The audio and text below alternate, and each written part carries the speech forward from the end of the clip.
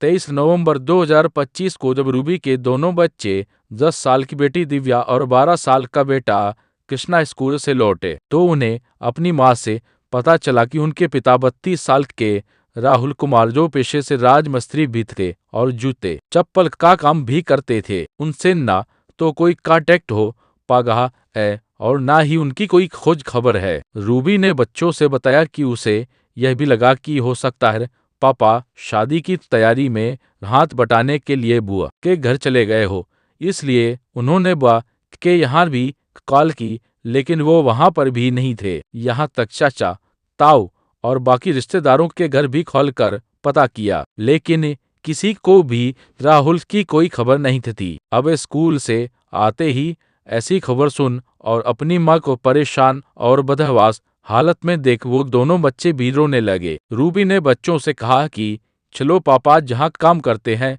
वहां चलकर पता करते हैं, लेकिन वहां पहुंचकर भी उन्हें राहुल की कोई खबर नहीं मिलती। यूं अचानक से राहुल का गायब हो जाना न सिर्फ परिवार, रिश्तेदार बल्कि आस पड़ोस में भी खलबली मचाया। आखिरकार थक हार कर रूबी ने अगले दिन 24 नवंबर 2025 को चंदौसी पुलिस स्टेशन में राहुल की मिसिंग रिपोर्ट दर्ज करवाई। अब पुलिस में कंप्लेंट तो फाइल हो गई, लेकिन शुरुआती जांच में पुलिस को भी राहुल के बारे में कोई सुराग हाथ नहीं लगा। 3 हफ्ते बाद 15 दिसंबर 2025 की सुबह करीब 9 बजे संभल के चंदौसी थाने के पास कुछ कुत्तों का झुंड किसी चीज को नोचने में लगा हुआ था और वहां से इतनी तेज बदबू भी आ रही थी कि आसपास के लोगों के लिए ठहरना मुश्किल हो गया था। जब लोगों ने करीब से जाकर देखा तो मंजर देख उनके हाथ पैर फूल गए। कुत्तों का वो झुंड असर में नाले में उतराते मिले इंसानी दल को खींचने में लगा था। फौरन इंफॉर्मेशन मिलते ही पुलिस और फॉरेंसिक टीम मौके पर पहुंच गई, क्योंकि यह इलाका एक घनी आबादी के पास का था, इसलिए भारी भीड़ जमा हो गई। उस लड़के के पास के एक बैग भी पड़ा हुआ था, जिसे खोलने पर पुलिस को उसके अंदर पॉलीथीन में मांस के टुकड़े मिले। अब यह साफ था कि लाश को पॉलीथीन में पैक बैग में नककर फेंका गया था। एक बिना सर, बिना हाथ पैर का इंसानी दड़, जिसकी खाल ऑलमोस्ट गल चुकी हो, उसे पहचानना नामुमकिन था। इसलिए पुलिस के लिए अब यह एक ब्लाइंड मर्डर केस था। पहले बॉडी को मोर्चरी में पहचान के लिए रखा गया, लेकिन जब 5 दिनों तक भी कोई क्लेम करने नहीं लायक था तो फिर 20 दिसंबर को शव का पोस्टमार्टम किया गया और यहीं से एक अहम सुराग पुलिस के हाथ लगा। उस शव के लेफ्ट अपर आर्म में राहुल नाम का टैटू बना हुआ था। चंदौसी पुलिस ने इसे ही इन्वेस्टिगेशन का बेस बनाते हुए सबसे पहले यह तलाश की कि क्या कोई राहुल नाम का आदमी गायब है, और इसके लिए पुलिस ने इलाके में हाल के दिनों में गुमशुदा हुए लोगों की लिस्ट खंगालनी शुरू की। सारे कंप्लेंट रजिस्टर चेक किए गए, मोहल्लों में पूछताछ की गई और इसी कड़ी में 24 नवंबर को दर्ज हुई एक गुमशुदगी की रिपोर्ट सामने आई। वही रिपोर्ट जिसमें रूबी ने अपने पति राहुल के गायब होने की शिकायत दर्ज कराई थी। पुलिस ने रूबी को लाश की शिनाख्त के लिए बुलाया, लेकिन रूबी ने उस धड़ को देखते ही उसे पहचानने से इनकार कर दिया। इनफैक्ट पुलिस ने रूबी को बाजू परमानेंट टैटू को भी दिखाया, लेकिन रूबी ने बिना झिझक उसे अपने पति की लाश मानने से मना कर दिया। आखिर यह लाश किसकी थी और क्या वाकई इसका कनेक्शन रूबी से था, और इस केस की ऐसी कौन सी भयानक सच्चाई सामने आने वाली थी जिसने इसे संपर्क का सबसे खौफनाक मर्डर केस बना दिया। Welcome to the show, my name is Shashwat and you are watching most brutal case of Sambhal Padarwa Idgah के पास जिस नाले में पुलिस को यह धड़ मिला था, उसी नाले में पुलिस ने सर की भी खोज की, लेकिन सरतुर दूर उन्हें हाथ और पैर तक नहीं मिले थे। लेकिन एक बात जो पुलिस को खटक रही थी वो था रूबी का रिएक्शन जब वो बॉडी की शिनाख्त के लिए आई थी। जिस महिला का पति लगभग 1 महीने से गायब हो, वो इतनी बेरुखी से पहचान से इनकार करे, यह नॉर्मल नहीं था। इसलिए पुलिस ने एक पैतरा चला। पुलिस ने रूबी को दोबारा पुलिस स्टेशन बुलाया और उसे राहुल की कुछ और फोटो उन्हें प्रोफेसर वाइड करने को कहा, और इसी पैतरे में रूबी फंसी गई, क्योंकि उसने पुलिस के साथ राहुल की जब और फोटो शेयर की तो उसमें से एक पिक में राहुल ने जो टी शर्ट पहनी थी वही टी शर्ट पुलिस को उस लड़के के साथ मिली थी जिसमें लिखा था time for change. Time for change लिखी वह टी शर्ट उस लाश के साथ मिलकर यह कह रही थी कि अब कहानी का रुख बदलने वाला है। अब यह सिर्फ राहुल की गुमशुदगी का केस नहीं रहा, यह रूबी के झूठ, बेरुखी और बेरहमी पर रोशनी डालने वाला था। और सच भी यही होता है, जब वक्त बदलने का होता है तो सबसे पहले चेहरे उतरते हैं और फिर राज। लेकिन यह केस बाकी केसेस की तरह नहीं था, क्योंकि यहाँ सिर्फ कन्फेशन नहीं बल्कि कन्फेशन के बाद पुलिस को दिया गया ओपन चैलेंज था कि वो चाहकर भी उसके खिलाफ कुछ साबित नहीं कर सकते। राजपुरा के कस्बा गांव के रहने वाले 32 साल के राहुल कुमार के माता पिता बहुत पहले ही गुजर गए थे। करीब 15 साल पहले उसकी रूबी से लव मैरिज हुई थी और इनके 2 बच्चे थे, 12 साल का बेटा और 10 साल की बेटी। शादी के 3 साल बाद वो दोनों चंदौसी के चुन्नी मोहल्ले में आकर रहने लगे थे। यहीं पर रूबी का मायका भी था, इसलिए राहुल ने ससुराल के पास ही अपना खुद का मकान बना लिया था। राहुल पहले पेशे से राजमिस्त्री था, पर की पूरे चुन्नी मोहल्ले में जूते चप्पलों का काम होता है, इसलिए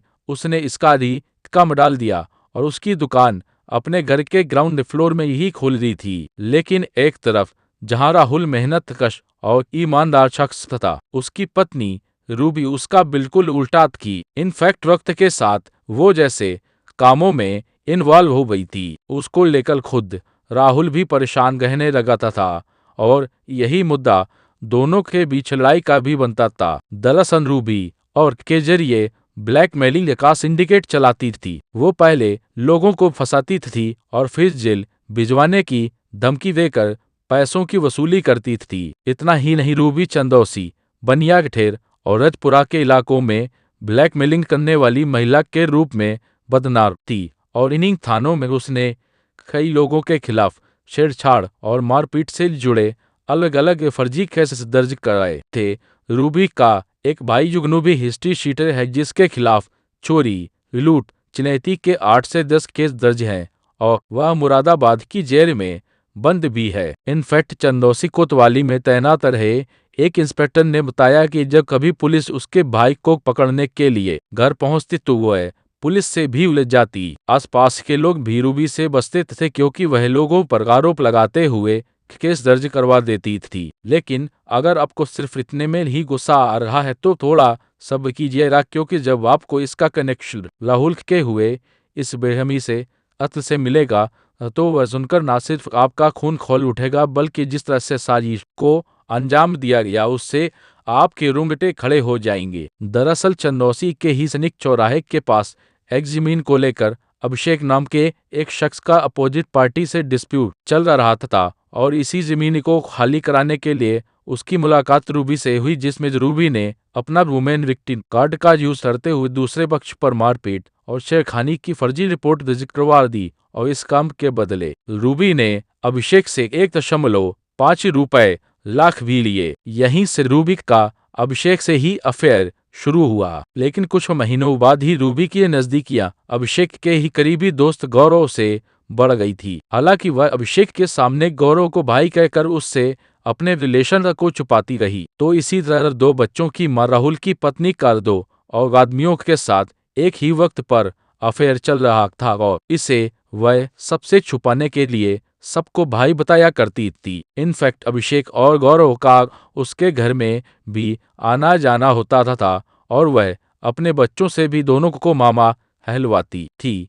कुछ समय पहले रूबी, अभिषेक और गौरव तीनों साथ में नैनीताल घूमने गए थे, जहां होटल में अभिषेक ने गौरव और रूबी को कॉम्प्रोफेसमाइजिंग सिचुएशन में देख लिया। बस यहीं से तीनों के बीच झगड़ा हुआ और इसके बाद अभिषेक ने रूबी से दूरी बना ली, जबकि गौरव ने अभिषेक से दोस्ती तोड़ दी लेकिन रूबी का साथ नहीं छोड़ा। अब रूबी का गौरव के साथ अफेयर चलने लगा, लेकिन समाज से चोरी छुपे। लेकिन रूबी सबको उसे अपने भाई जैसा ही बताती और बच्चे भी उसे गौरव मामा कहते। लेकिन उन मासूम बच्चों को क्या पता था कि आज के वक्त में रिश्तों के नाम से उनकी असलियत की पहचान नहीं की जा सकती। वहीं राहुल को भी अंदेशा नहीं था कि जिसके साथ उसने 7 फेरे लिए थे, वही उसका क्या हश्र करने वाली थी। दिसंबर में राहुल की भांजी की शादी थी, इसलिए शादी का सामान वगैरह खरीदने के लिए वो बाहर गया हुआ था। यह बात है 17 नवंबर की, जहां रूबी की नज़र में राहुल अभी कुछ और दिन बाहर रहने वाला था। इसलिए रात 11 बजे उसने गौरव को अपने घर बुला लिया और बच्चों को अपने घर के बगल में बने गोडाउन में सोने के लिए भेज दिया, ताकि वह चैन से गौरव के साथ रात बिता सके। लेकिन रात 2 बजे अचानक राहुल घर आया और इतनी रात अपनी वाइफ को गौरव के साथ ऑब्जेक्शनेबल स्टेट में देख उसका खून खोल उठा। गुस्सा, बेवफाई और दुख के समंदर के बीच फंसे राहुल का दोनों से झगड़ा शुरू हुआ। राहुल और गौरव के बीच जब मारपीट हुई, तब राहुल ने कहा कि वह अब उन दोनों की सामाजिक रूप से बेइज्जती करेगा, ताकि समाज में सब कोई उनकी असलियत देख सके। वो रूबी को घर से धक्के मारकर निकालने ही वाला था कि गुस्से, डर और हड़बड़ी के उस पल में रूबी ने गौरव से चीखते हुए कहा कि इसे मार डालो। राहुल जहां रूबी से हाथापाई में उलझा हुआ था, वहीं रूबी के कहे यह शब्द सुनते ही गौरव ने फौरन पास में पड़ी हुई लोहे की रट उठाकर जोर से राहुल के सर पर मार दी। हमला कितना तेज और अचानक था कि राहुल खुद को संभाल नहीं पाया, और जब तक वो कुछ समझता तब तक रूबी ने जूते में कील ठोकने वाले हथौड़े से और भी कई बार कर उसे मौत के घर उतार दिया। गुस्सा, डर और हड़बड़ी में अपराध को अंजाम तो वे दिया था, लेकिन अब इसे किसी भी कीमत पर सबसे छुपाना भी था, और उसमें भी सबसे पहले दोनों बच्चों की नजरों से बचाकर लाश को लटकाने लगाना। इसलिए सुबह होते ही रूबी ने बच्चों को वहीं गोडाउन से ही स्कूल के लिए तैयार कर के भेज दिया। बच्चों के स्कूल जाते ही रूबी और गौरव राहुल की लाश को ठिकाने लगाने की तैयारी में जुट गए। गौरव जहां टाइल्स काटने वाली ग्राइंडर कटर मशीन को किराए पर लेकर आया, वहीं रूबी घंटाघर मार्केट से प्लास्टिक की पनिया और 2 बड़े टैरल बैग लेकर आई। फिर दोनों ने मिलकर उस ग्राइंडर से शो के टुकड़े किए। पहले सर अलग ही किया और फिर दोनों हाथ पैर, एक बैग में सर और दोनों हाथ पैर को डाल दिया और दूसरे में धड़ और बाकी मांस के टुकड़े। दोपहर का वक्त हो गया था और पूरे घर में खून फैला हुआ था। दोनों बच्चों के स्कूल की छुट्टी भी होने वाली थी, इसलिए कहीं बच्चे स्कूल से घर ना आ जाए, तो रूबी ने बच्चों को संभालने के लिए गौरव को भेज दिया, जो उन बच्चों को स्कूल ओवर होते ही रास्ते में मिल गया। गौरव ने बच्चों से कहा कि तुम्हारी मम्मी ने आज खाना नहीं बनाया है, इसलिए वह आज बाहर होटल में ही खाना खाएंगे। गौरव एक तरफ जहां बच्चों को लेकर रेस्टोरेंट पहुंच गया, वहीं उतनी देर में रूबी घर में फैले खून को साफ कर बाकी सबूतों को डिस्पोज करने में लगी हुई थी। थोड़ी देर बाद रूबी भी बच्चों से मिले वे रेस्टोरेंट में आ रही। बच्चों ने नोटिस किया कि उनकी मां का मूड काफी उखड़ा, काफी अपसेट है, इसलिए पूछने पर गौरव ने यह बहाना बना दिया कि उनकी किसी बात को लेकर लड़ाई हुई है। अनजान बच्चे उल्टा अपनी मां को समझा रहे थे। खाना खाने के बाद रूबी ने गौरव से कहकर बच्चों को शाम 4 बजे उनके ट्यूशन सेंटर पर छोड़ दिया। रूबी ने अपना फोन बच्चों को ही दे दिया, ताकि जैसे ही ट्यूशन खत्म हो तो वह उसे कॉल लेकर बता सके, क्योंकि वह अभी भी नहीं चाहती थी कि जब तक बॉडी डिस्पोज ना हो तब तक बच्चे घर ना आ जाए। जब तक बच्चे ट्यूशन सेंटर में थे, तब गौरव ने 3500 रुपए के भाड़े पर एक कार बुक की। ट्यूशन ओवर होने के बाद रूबी और गौरव उसी कार से बच्चों को लेने पहुंचे और बच्चों से कहा कि चलो आज हम राजघाट घूमने चलते हैं। घूमने की बात सुन बच्चे तो ऑब्वियसली एक्साइटेड थे, लेकिन शॉकिंग बात यह थी कि वो बच्चे अनजान थे कि उसी कार की डिग्गी में उनके पिता का कटा हुआ सर और हाँ पैर बैग में भरा रखा था, जिन्हें उनकी मां ठिकाने लगाने के लिए अपने साथ लेकर जाई थी। जब बच्ची ने मां से पूछा कि बैग में क्या है, तो रूबी ने कहा कि इसमें टूटी हुई मूर्तियां हैं, और क्योंकि हम खंडित मूर्तियों की पूजा नहीं करते हैं, इसलिए गंगा नदी में बहाने के लिए लाए हैं। आखिरकार इसी राड में रूबी और गौरव ने उस बैग को घर से 50 मील दूर राजघाट में गंगा नदी में बहा दिया। उस रात भी रूबी ने बच्चों को बगल के गोडाउन में सुला दिया, ताकि डर और बच्चे खुचे सबूतों को वो डिस्पोज कर सके। रात के अंधेरे में गौरव ने स्कूटी से उस दूसरे बैग को, जिसमें उन्होंने राहुल का दर्द भरा था, उसे ईदगाह के पीछे वाले नाले में फेंक दिया। बच्चों की नज़र में तो उनके पापा किसी काम से बाहर थे, लेकिन असल में उनकी मां ने इतनी बेरहमी से उनके सर से पिता का साया छीन लिया था। हत्या के 5 दिन बाद उसने राहुल के ना मिलने का ड्रामा अपने बच्चों और समाज के सामने शुरू किया और फिर 24 नवंबर को पुलिस स्टेशन में मिसिंग कंप्लेंट लिखवाई ताकि किसी को शक ना हो। रूबी और गौरव को लगा था कि राहुल की बॉडी कभी मिल नहीं पाएगी और यह सिर्फ एक मिसिंग केस बनकर रह जाएगा। उसके बाद वह दोनों राहुल का घर बेचकर बच्चों को लेकर कहीं और शिफ्ट हो जाएंगे। लेकिन राहुल की टी शर्ट और टैटू से यह पूरा राज सामने आ गया। लेकिन अपने दोनों बच्चों को अनाथ करने के बाद भी रूबी को कोई पछतावा नहीं था, बल्कि जिस साथिराना तरीके से उसने इस अपराध को अंजाम दिया था, उसी बेखौफी और बेशर्मी के साथ उसने पुलिस को ही चैलेंज कर दिया। जेल ले जाते वक्त उसने पुलिस से कहा कि अभी तो तुमने मुझे पकड़ लिया है, लेकिन कोर्ट में मेरे खिलाफ कुछ साबित नहीं कर पाओगे क्योंकि तुम्हें सिर्फ कुछ हिस्से मिले हैं, ना कि पूरी बॉडी। ऐसे में यह ऐसे साबित करोगे कि यह राहुल का है और चाहे जितनी कोशिश कर लो उसका सर कभी नहीं मिलेगा। हालांकि पुलिस का ये कहना है कि 1 महीने से ज्यादा का समय हो चुका है। ऐसे में गंगा में फेंके गए बॉडी पार्ट्स के मिलने की गुंजाइश ना के बराबर है, क्योंकि वह रूबी, गौरव और टैक्सी ड्राइवर एक को लेकर राजघाट पर गए थे, लेकिन कोई सक्सेस हाथ नहीं लगी। लेकिन पुलिस ने यह भी दावा किया है कि उनके पास सीशेड फिजिकल एंड इलेक्ट्रॉनिक एविडेंसेस हैं। ऑल्सो बॉडी पार्ट से मिले डीएनए मैच बच्चों से कराया जा रहा